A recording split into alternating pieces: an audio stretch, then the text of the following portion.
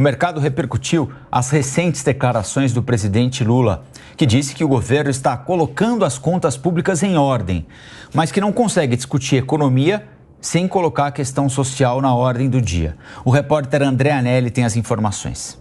O dólar entra nessa sexta-feira com alta semanal acumulada de 0,8%. Na última quarta-feira, a moeda americana fechou cotada a R$ 5,40, nível mais alto desde 4 de janeiro de 2023. Na quinta-feira, houve leve recuo de 0,73%, cotada a R$ 5,36. A alta do câmbio, que também é acompanhada da queda sucessiva da Bolsa, ocorre em meio ao discurso do presidente Lula, que destacou que o governo está colocando as contas públicas em ordem para assegurar o equilíbrio fiscal, mas que não consegue discutir economia sem colocar a questão social na ordem do dia. Lula se referia à pressão para reduzir gastos em um momento de dificuldade para aumentar a arrecadação.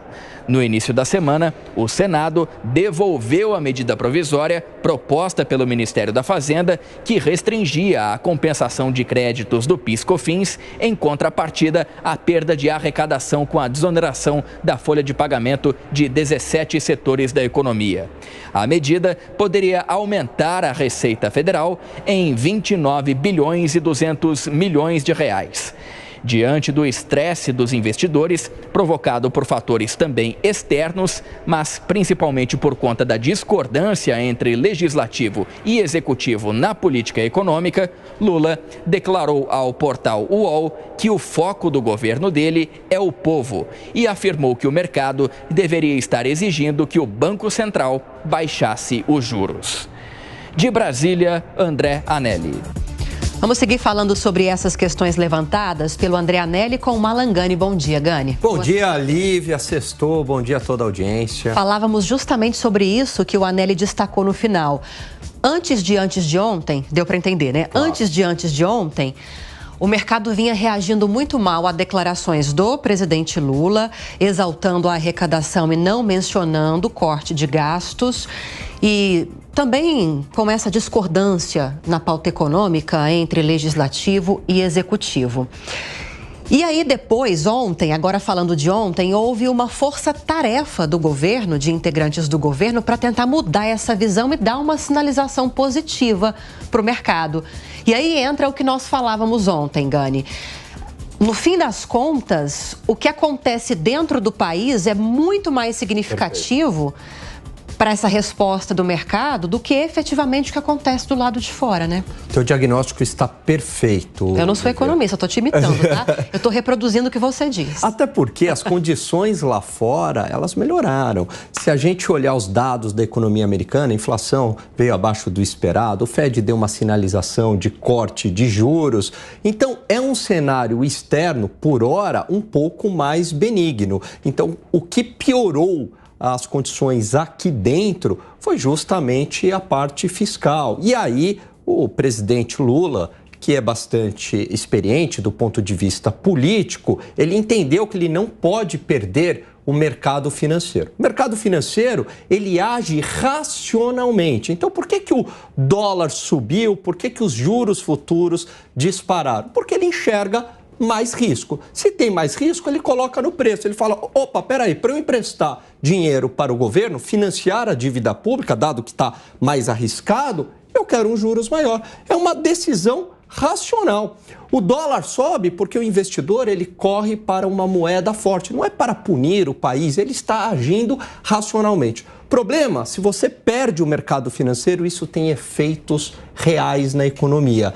O dólar mais alto pega na inflação. Então, o pessoal começa a sentir no bolso uma inflação mais alta, dado que no processo produtivo você tem componentes em dólar. Juros futuros mais elevados desaquece o consumo, desaquece o investimento das empresas, desaquece a atividade econômica, pode ter efeitos sobre o emprego. Então, essas variáveis de mercado financeiro, elas acabam contaminando o mundo real da economia, que, por sua vez, contamina o social. Então, na verdade, para ter investimentos sociais, você tem que estar com a economia em dia, justamente porque você precisa de dinheiro. E ainda assim, Amanda Klein, vamos começar ouvindo a Amanda a respeito disso.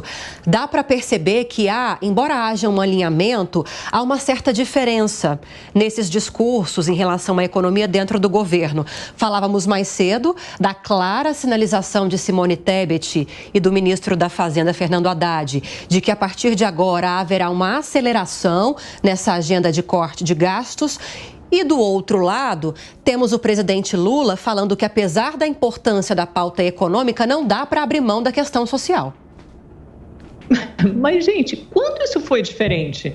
Quando que o presidente falou alguma coisa em contrário? Esse é o discurso dele, é um discurso político. Eu acho que as pessoas também morrem um pouco com o barulho da bala. Elas têm que começar a entender que o discurso que o Lula faz é sempre para a base social e política dele. Ele sempre vai... Ele cresceu, essa é a trajetória dele, de colocar o social em primeiro lugar. O que não quer dizer que ele não ouça o ministro Fernando Haddad, que ele não saiba da importância das sugestões que o Haddad trouxe. E a verdade é que durante o primeiro ano do governo, todas essas sugestões foram acatadas pelo presidente Lula, por mais que elas tenham passasse por um processo de dinamitação interna de outros setores do PT, isso está ligado a uma briga intestina, mesmo assim, elas foram aceitas pelo presidente Lula, endossadas, bancadas por ele e depois aprovadas no Congresso Nacional.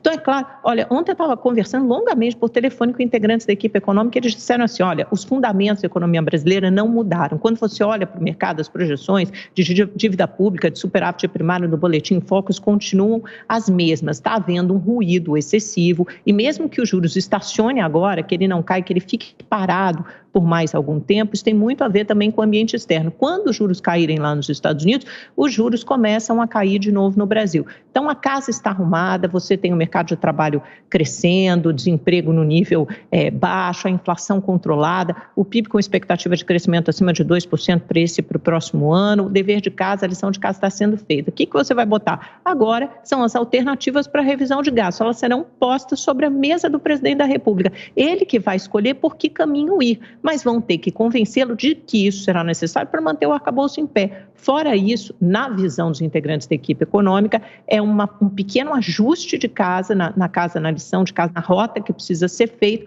mas que a economia está indo por um bom caminho.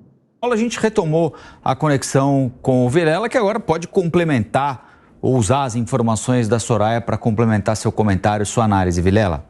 Exato, Colombo. Eu vejo que a gente não pode ser condescendente com as falas do presidente da República, que tem responsabilidade pelas falas que coloca, a maneira como coloca, muito embora a gente saiba que o presidente Lula tem um perfil mais popular nas suas falas e, por vezes, acaba cometendo alguma gafe ou outro, algum equívoco ou outro. O fato é que o ministro da Fazenda, quando ele fez o encaminhamento da MP ao Congresso Nacional, foi uma MP que continha falhas não apenas do ponto de vista econômico, tanto que sofreu severas críticas por parte do setor produtivo, de setores diversos da cadeia produtiva, mas também tinha graves problemas do ponto de vista político, à medida que não teve o diálogo com o parlamento.